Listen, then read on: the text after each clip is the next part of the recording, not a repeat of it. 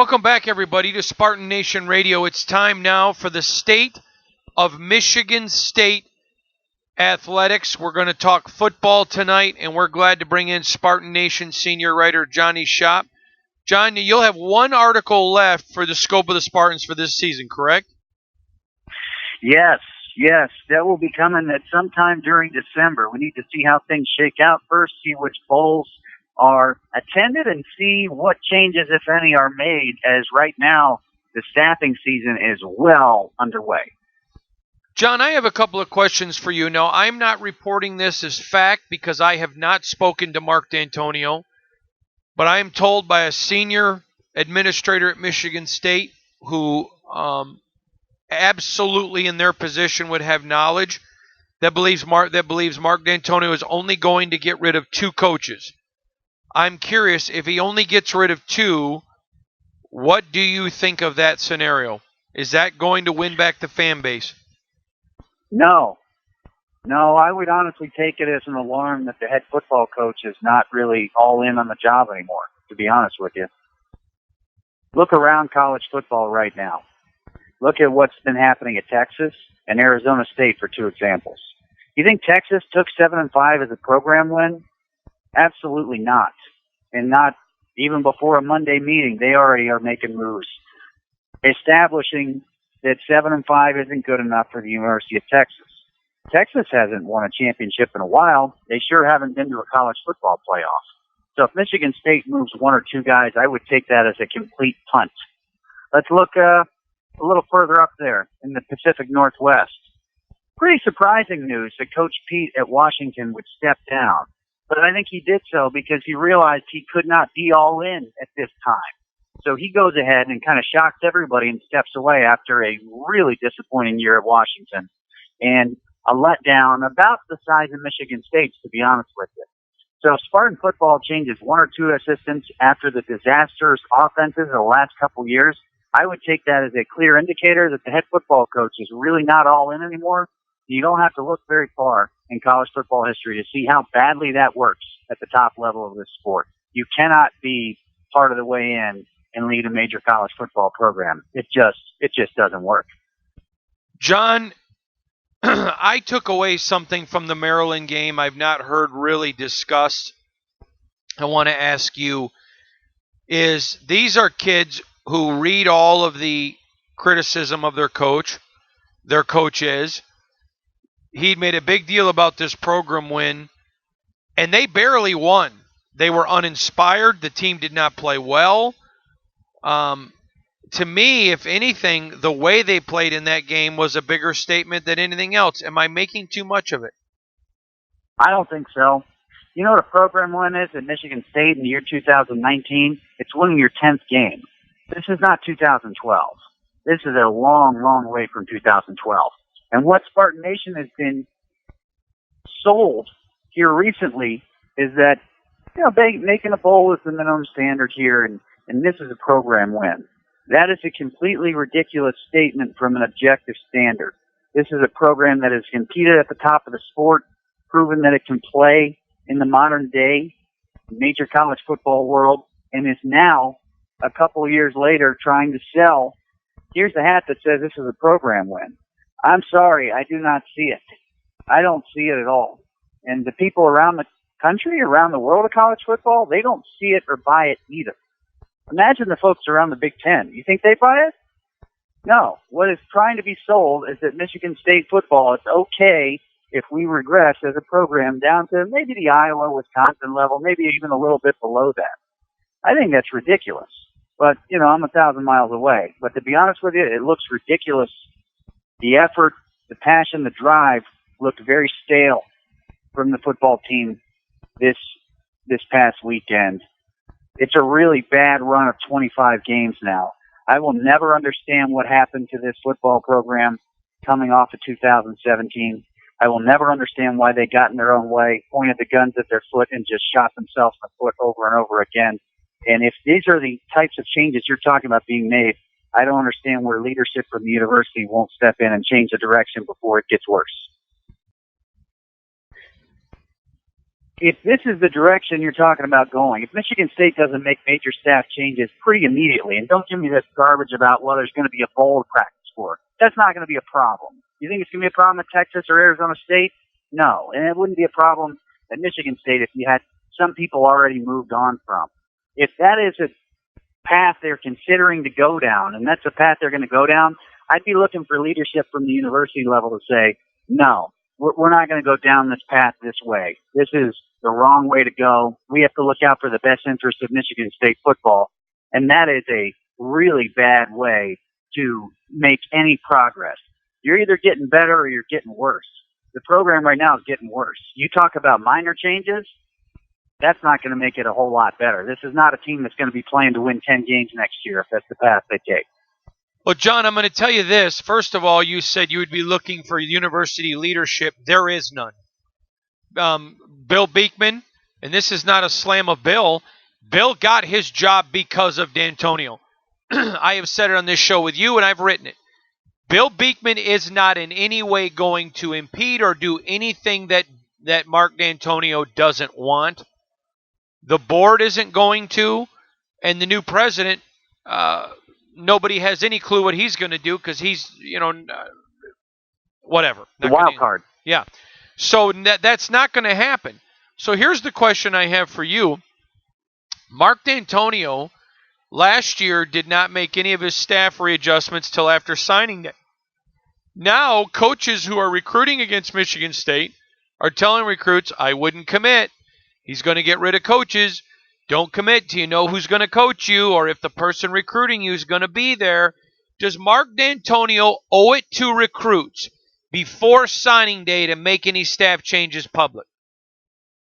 I don't think he owes it to recruits as much as he owes it to Michigan State University football, which is a whole lot bigger than he or any individual player, as he's said a million times. To say we're just a speck of dirt here on the horizon of this program. That's why Arizona State made the moves they did. That's why Texas made the moves they did. That's why we've seen other people. And this is not a situation where people are pressing the panic button and freaking out. Are you kidding? Have you seen the offenses the last 2 years? Have you seen them beyond that, other than a great run in the end of 2017? This is anything but pushing the panic button. I got to bet that the president of Michigan State University is going to take a real active look at this from this point. And he may do it quietly, but if you can't count on people who are leading the very top of the university and in the most public face of the university, what are you doing? And what kind of crowds do you think you're going to get in coming seasons? What kind of players do you think you're going to get?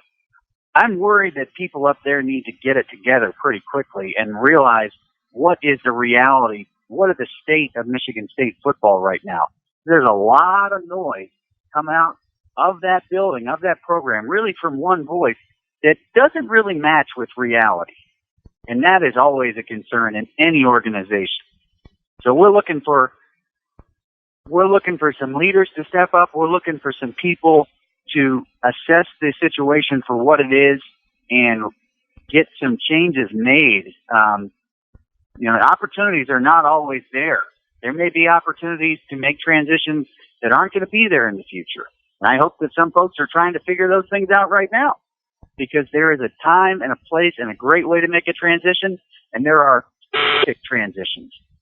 Some of us have seen those at Michigan State University before and in the football program. We don't want to do that again, do we? Nobody wants that. Listen, John, I got to just simply say this to you, and I want to get your hardcore opinion. Spartan Nation has been asking the tough questions for 4 years. In 2016, we asked Mark Dantonio on our TV show, you know that question, about his staff. This is not a a problem that just creeped up. It's been a 4-year slide into mediocrity, John. And now all of a sudden, when I asked him in the postgame, I said to him, you have scored 1 touchdown in the last 8 games in the third quarter when your staff should have been making adjustments. And essentially his answer is, well, this is a difficult game. I can't expect you to understand. I totally understand it. I found out about it from another Big Ten coach who told me about how bad they are. And again, your thoughts, John, because this to me is Mark Dantonio is coming off completely clueless right now, to me. Yeah. First thought that comes to mind is when I had a chance to interview him before the 2016 season in May. He wasn't too happy about a question I had about how bad the running game was the year before in 15. It didn't get better since then. So if anybody thinks this is a new thing, they probably haven't been around long enough.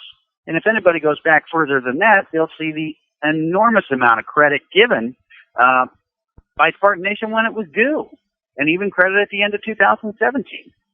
But you got to take the other side of the coin, too. And that is the criticism that you just brought up. There is a failure at the leadership level of Spartan football to assess things for what they are. You can look in the history of football, you can look in the history of college football, you can look in the history of business. If your leadership is not accurately assessing the situation, you are pretty much doomed. And there is no reason to believe that if that's the attitude to be taken, that anything will get better. The only thing that I can hope and believe in is that either the head coach will realize maybe this what just happened with Chris Peterson is a wake-up call. Maybe this is not what he wants to do anymore. Or maybe somebody at the university level will say, listen, this is kind of what it is, and if you can't really assess it or understand it or realize it, we got to go another direction. John, two more. Again, I'm sorry. Go ahead. Sure. Again, there is a really good way to make a transition, and there is the worst possible way. Nobody wants to have to ever consider firing the best coach in the history of the school. But after using that one free pass, if you will, last year, making the staff moves that were made, and having it go as badly as this, that free pass is gone at the top level of college football, folks. It's gone. This is Michigan State University football. This is not Arkansas State. This isn't a mid-major. This isn't a middle-tier Big Ten team that will never compete for a Big Ten or national championship. So you got to decide who you want to be. That's really the main question I see facing the university right now. John, two more quick questions I'm going to ask you. I talked to someone in the athletic department. I told you that earlier. They told me the athletic department would never come out and say it publicly, but they would like to play in Detroit to save the money for travel. Sure. Yeah. Football department doesn't want anything to do with Detroit. They want to get to New York. But they're not keen on going to New York if they have to play Narduzzi. Is that Dantonio's worst nightmare, to play a Pat Narduzzi coach team in New York? Oh, it could be. I don't know if it's his worst nightmare. How much worse could you do than the bowl performance last year? There's no doubt this is a business. This needs to be a business decision. It's an exhibition game. It's not going to go well. There's no doubt they need to go to Detroit. If they do go to Pittsburgh, there is potential excessive embarrassment on the table. That is possible. You mean New York to play Pittsburgh? Yes, I do. All right. Well, yeah, and I mean, depending on who the opponent is in Detroit, too, you could get a little messy. If Dan Enos is back there with Miami, or if there's a scenario where you've got a team that just doesn't make sense and looks bad, this ship is going the wrong direction fast. All right, and the people leading it are not aware of it, or they're refusing to acknowledge the reality. I hate to say that, but let's have a reality check.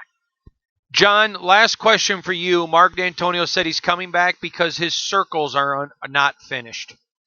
When asked what he would have to do to finish them, he couldn't say it.